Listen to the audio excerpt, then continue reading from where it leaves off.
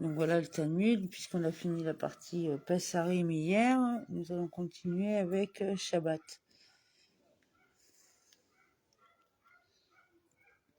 Si Dieu veut.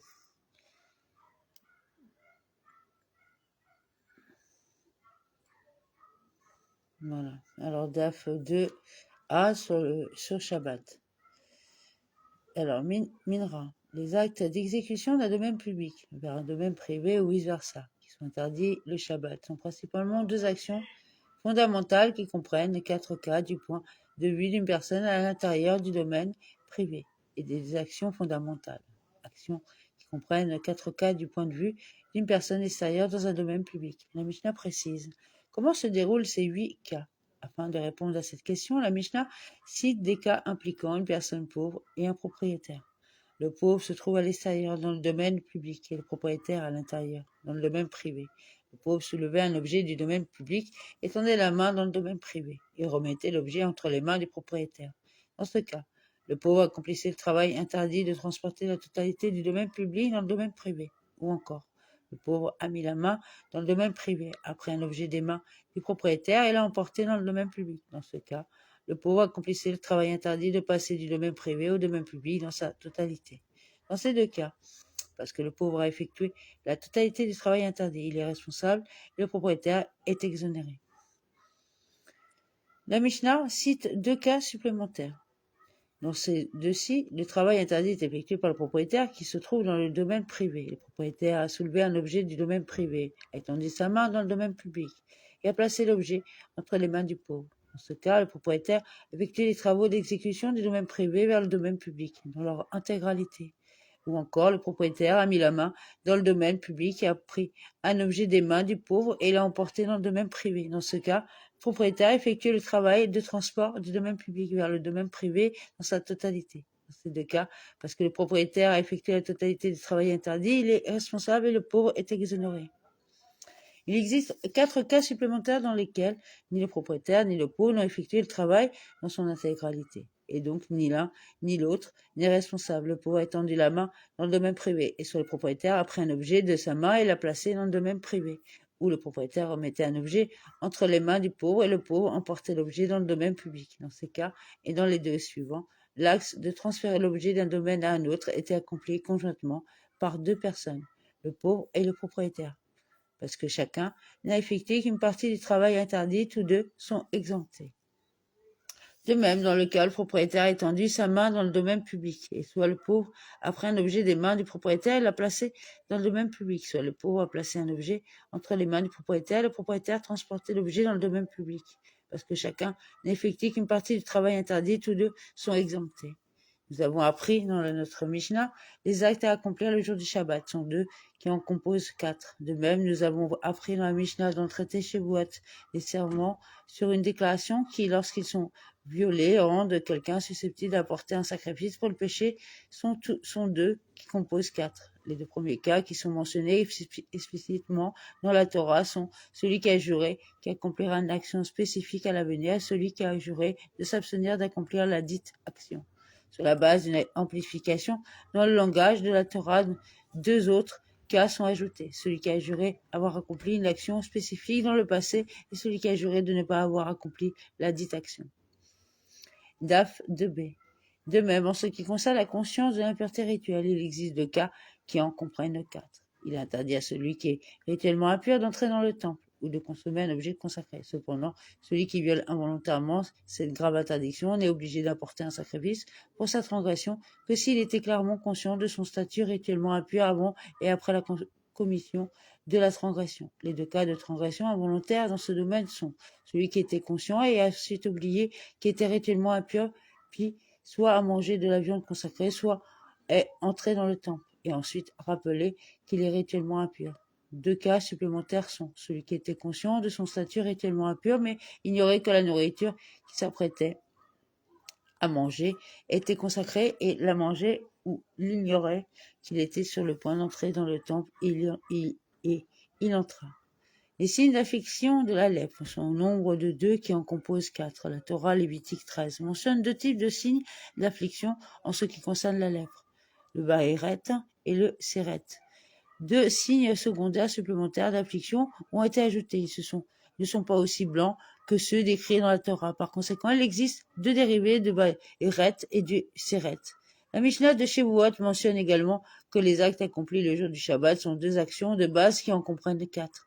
La Gemara demande qu'est-ce qui est différent ici que notre Mishnah enseigne. 2 qui comprennent 4 à l'intérieur de 2 qui comprennent 4 à l'extérieur. Et quelle est la différence là dans le traité Shavuot que la Mishnah enseigne en ce qui concerne les transferts, le Shabbat, 2 qui comprennent 4 et rien de plus? La Gemara répond ici dans le traité de Shabbat, qui contient la discussion principale sur la halachot de Shabbat. La Mishnah enseigne les principales catégories de travail qui sont interdites pendant Shabbat, y compris l'exécution du domaine privé vers le domaine public. Et elle enseigne les sous-catégories de travaux interdits, le Shabbat, y compris le transport du domaine public vers le domaine privé. Mais là, dans le traité Shavuot, qui ne contient pas la discussion principale sur la halachot du Shabbat, la Mishnah enseigne les principales catégories de travail interdites le Shabbat, mais n'enseigne pas les sous-catégories de travail.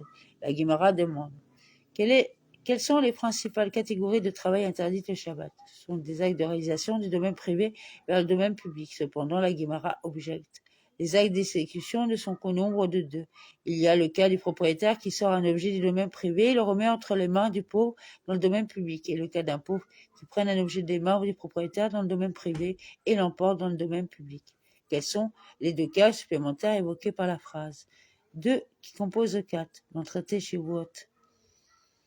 Et si vous dites que la Mishnah du traité Shavuot énumère les 4 cas d'exécution, parmi eux ceux pour lesquels il y a une responsabilité, parmi eux ceux pour lesquels il y a une exemption, y compris ceux mentionnés dans la seconde moitié de notre Mishnah, dans laquelle chaque individu n'effectue que la moitié du travail interdit, ce qui n'est pas réalisable.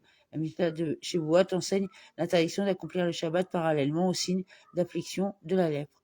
Tout comme ici. En ce qui concerne la lèpre, tous les 4 sont des cas pour lesquels il y a une responsabilité, de même ici. En ce qui concerne le Shabbat, tous les 4 sont des cas pour lesquels il y a une responsabilité. Au contraire, Rav Papa de Marvini a dit que la différence entre la manière dont la Lara est citée dans les traités de Shavuot et de Shabbat doit être comprise comme suit. Ici, où elle contient la discussion principale de la Lara de Shabbat, la Mishnah enseigne les 2 cas de responsabilité et de responsabilité.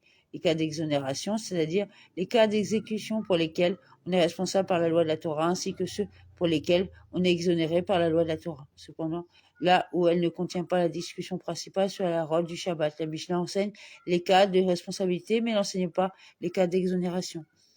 La Gemara demande quels sont les cas de responsabilité. Ce sont des actes de réalisation du domaine privé vers le domaine public.